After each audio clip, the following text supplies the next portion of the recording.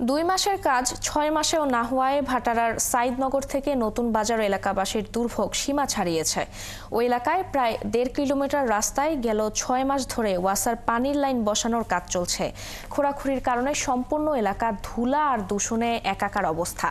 ঠিকাদারি প্রতিষ্ঠান কাজের সময় ধুলা নিয়ন্ত্রণ কিংবা যাতায়াতের বিকল্প পথের কোনো ব্যবস্থা রাখেনি। এতে এলাকায় ব্যবসা বাণিজ্য বন্ধ হয়ে গেছে।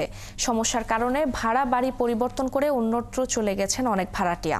এই কাজ বর্ষা পর্যন্ত গেলে ভোগান্তি আরো বাড়বে। তাই দ্রুত সময়ের মধ্যে কাজ শেষ করার দাবি জানান এলাকাবাসী। আরো জানাচ্ছেন সুমন মাহমুদ।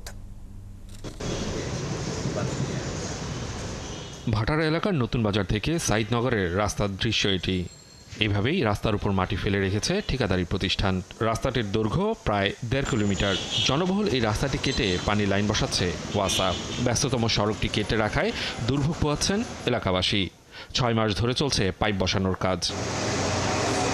প্রতিদিন কয়েক লাখ মানুষের যাতায়াত এই রাস্তাটি দিয়ে। রাস্তা কাটার কারণে পুরো এলাকা ছেয়ে গেছে ধুলোয়। ঠিকাদারি প্রতিষ্ঠান ধুলা নিয়ন্ত্রণের কোনো ব্যবস্থা নেয়নি। এত পরিমাণে ধুলা হইতো যে বাচ্চা কাচ্চা নিয়ে রাস্তা পার হওয়াটাই মুশকিল হয়ে দিত। যদি পানিও দিত তাও ধুলা বালি মোটামুটি কিছু কম থাকতো। বাচ্চার স্কুলে যাওয়ার সমস্যা হচ্ছে। আমি গাড়ি নিয়ে কোথাও মুভ করতে পারতেছি না, গাড়িটা কোথাও রাখতেও পারতেছি না, যেহেতু এটা বড় রাস্তার পাশে।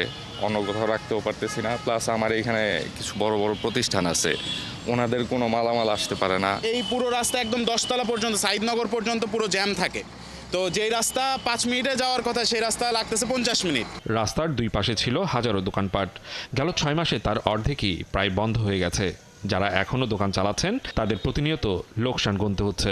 রাস্তার দুই পাশে বেড়া দিয়া তারা কাজকাম করছে, কোনো পানি নাই, কোনো কিছু নাই। ঠিক আছে, মানুষের কষ্টের শেষ নাই। দৈনিক যেখানে 20 থেকে 25,000 টাকা বেচাকিনি করতাম, সেইখানে আমাদের এভারেজ বেচাকিনি হয় 2-3 হাজার টাকা। ঈদের আগে রাস্তা চলাচল উপযুক্ত করতে পারলে ব্যবসায় কিছুটা লাভ করা যেত বলে জানান ক্ষতিগ্রস্ত দোকান ব্যবসায়ীরা। এভাবে যদি চলতে থাকে তাহলে এখানে যে ব্যবসায়ী যারা আছে তারা সবাই পথে বসে যাবে।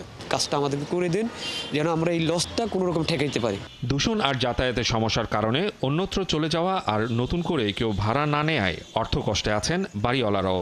ঠিকাদারি প্রতিষ্ঠান 2 মাসের কথা বললেও 6 মাসে কাজের অগ্রগতি আশানুরূপ নয়। বাসার ফ্ল্যাটগুলো খালি হয়েছে, এখনো ভাড়া হচ্ছে না। প্রায় 3 মাস 4 মাস হয়ে গেছে। শুধুমাত্র মানুষ কিভাবে গাড়ি নিয়ে আসবে, মাল সামান তো গাড়িতে আনতে হবে, সেজন্য বাসা ভাড়া হচ্ছে না। আমাদের 2 মাস সময় লাগবে, আমরা আপনাদের এই কাজটা কমপ্লিট করে দেবো।